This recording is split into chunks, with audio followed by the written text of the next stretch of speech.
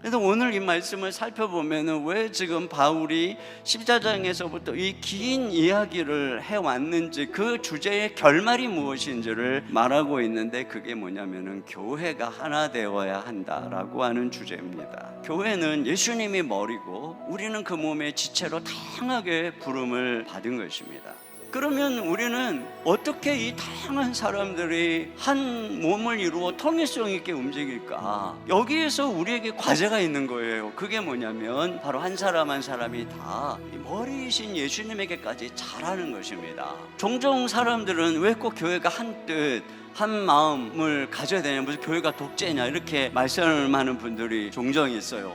교회는 하나님의 나라라고 하죠. 하나님의 나라. 그 나라라고 할 때는 킹덤입니다. 왕국입니다. 민주주의 사회에서는 지도자가 백성들의 의견을 다 수렴해서 그 백성들의 뜻대로 다스리는 것이 민주주의 국가입니다. 그러나 교회는 우리들의 주장, 우리들의 생각이 모아져서 운영되고 있는 것이 아니라 왕이신 하나님의 뜻, 그 뜻을 한 사람 한 사람이 모두가 다 그 뜻에까지 자라서 우리 모두가 다 왕이신 그분의 통치 아래서 말씀을 따라 살아가는 것이 바로 교회라고 하는 것이에요. 그리고 바로 그러한 말씀 안에서, 그 예수님 안에서 우리가 온전히 한 뜻, 한 마음, 한 입으로 우리 하나님께 영광을 올려드리는 것이 바로 교회라고 말씀하고 있는 것입니다.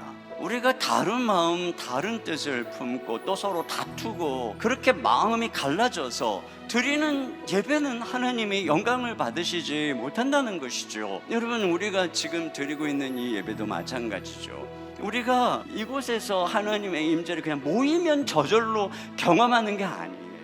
우리들이 그만큼 말씀 안에서 자라가는 만큼, 그래서 우리가 하나님의 뜻 안에서 서로 마음을 같이 하는 만큼, 그래서 그런 한 마음을 품는 만큼, 한 입으로 주님을 찬양하는 만큼 이곳에 주님의 임재와 은혜는 더 깊어지는 것이에요. 너 왜 예수님이 이 땅에 오신 줄 아냐? 왜 예수님이 너를 구원했는 줄 아냐? 너희가 지금 교회로 모인 것이 어떤 계획과 어떤 목적과 어떤 소망 속에 모인 건 줄 아냐?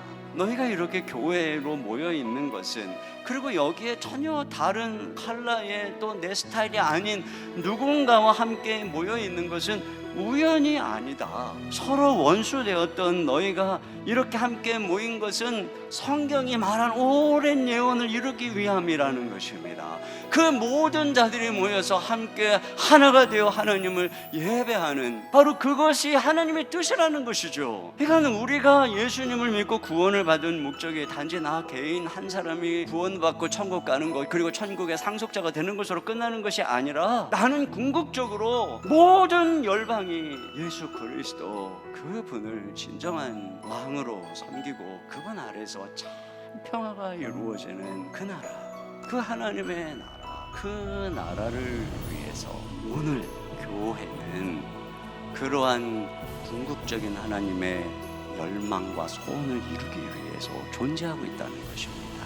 그래서 가장 원수처럼 여기던 이방인과 유대인이 하나가 될 때, 그래서 온 열방이 그들 가운데 하나님이 계시는구나, 그리스도의 통치를 보고 주님께 나온다는 것이에요.